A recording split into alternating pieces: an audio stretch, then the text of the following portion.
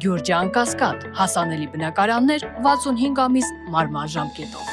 Նիկոլ Փաշինյանը հայտարարում է, որ հայ-ռուսական հարաբերությունների հետ կապված, ԵԱՏՄ-ի հետ կապված խնդիրների մասին ընդդիմություն է եւ ընդդիմադիր շրջանակները փուչիկ են փչել եւ ամեն ինչ հրաշալի է։ Այդ դուք ինչ փաստարկներով կհակադարձեք, որ իսկապես կա խնդիր հայ-ռուսական։ Ես նոր դրան պատասխանեցի, դուք մի քիչ ուշ եկաք, այդ հարցին պատասխանեցի, շատ հստակ է դա։ Մենք նորից ենք կրկնում, որ պետք էր գնալ եւ քաղաքականությամբ։ Այն ինչ որ կատարվել է կամ կամի տրամաբանություն է եւ հստակ քայլերը դա են ցույց տալիս, այն բոլոր հայտարարությունները հակառուսական տրամաբանությամբ։ Ես չեմ տեսել մի անգամ այդ դանակը հասել է ոսկորին, որ հանդիպմանը ուղիղ հրապարակային ժուրնալիստների ներկայությամբ այդքան բաց տեքստով բացատրվի մեր իշխանություններին, թե ինչ է նշանակում Ռուսաստանի հետ կապերի վատթարացումը։ Եվ եթե դա այդպես չի, այդ խոսույթը ինչու առաջացավ, այդ հաստատումները նախագահի մակարդակով Ռուսաստանի Դաշնության ինչի հրապարակային արվեցին, այդ բոլոր հարցերը իսկապես օրակարգի վրա առաջացել են այս իշխանությունների պատճառով, չէ՞։ Այսինքն դուք կարծում եք, որ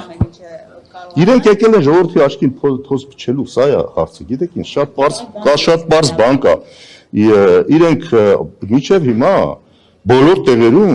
մենակ այդքանը բավարար է, չէ՞, հասկանալու համար, թե սրանք ինչ քաղաքականություն են վարել։ Բոլոր տեղերում ընդդիմությանը ներկայացրել են եւ ներկայացնում են որպես Ռուսաստանի ագենտներ։ Մենք Կրեմլի ագենտ ենք դիտվում։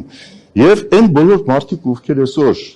ոտնձգություններ են իրականացնում նրանց իրավունքների հանդեպ, մարդու իրավունքների պաշտպան հանդիսացող եվրոպական կառույցները աչքը փակում են մի բարձ պատճառով դրա դիմաց, որովհետև համարում են, որ ռուսական ագենտների նկատմամբ է դա կատարվում։ Այսինքն պաշտպանվում են մարդու իրավունքները մենակ յուրայինների։ Իսկ եթե դու օտար ես, իրանց քաղաքականությունը չես ընդունում, այդ ժամանակ դու դառնում ես, այո, անպաշտպանված, չպաշտպանված։ Եվ սա օգտագործել են այս իշխանությունները։ Նույնը կիրառել են նաև եկեղեցու նկատմամբ, չէ՞։ Հայտարարում են, որ եկեղեցին KGB-ի ագենտներ են։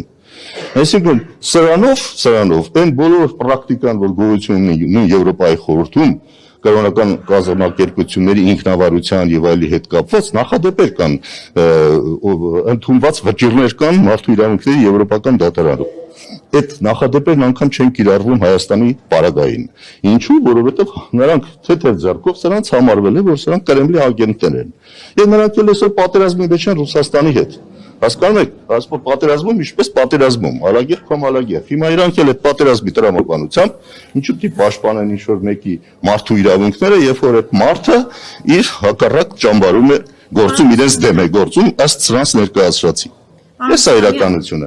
Նիկոլ Փաշինյանը քիչ առաջ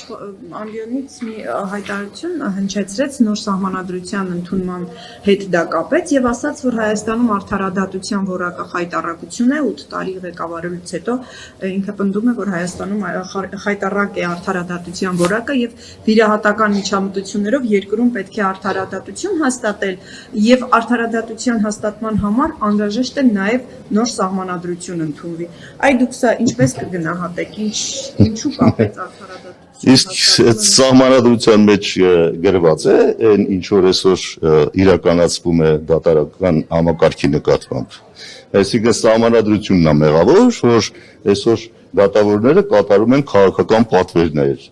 Այդ այն ինչ որ ինքն ասում է, այդ այն նրանց մասին է ասում, որոնք որ մինչև հիմա իրանց խղճով եւ օրենքներով առաջնորդվելով մեկ նորմալ վճիռներ են կայացնում։ Ինքը դա էլ ուզում վերացնի։ Մենք իր բարեփոխումների արդյունքները տեսել ենք, չէ՞։ Այդ վետինգը, որ սկսեցին, չէ՞ հիշում, ինչի բերեց։ Բերեց նրան, որ ամբողջական գրեթե 90%-անոց կոնտրոլ այսօր ունի գործադիր իշխանությունը դատական իշխանության նկատմամբ, սա ում համար պարզ չի։ Այսինքն մարդիկ են այսօր ձերբակալված նստած, որ ուղղակի խաղ բանտարկյալի հետ 5 չափանիշների մեջ տեղավորվող են։ Այսինքն օրինակ նույն Սամվել Կարապետյանը, նույն, ինչի՞ պաստող, մարդն ասում է, թող գա, երկու բառ ասի, որ ես իմանամ ինքը ինտելեկտուալ անձնավորություն։ Երկու բառ ասես բռնեցիք այդ մարդուն։ Այսինքն բանը, սադրում եք, որպեսզի մարդկանց բռնեք։ Պարոն Ռուստամյան, այսինքն դուք կարծում եք, հա։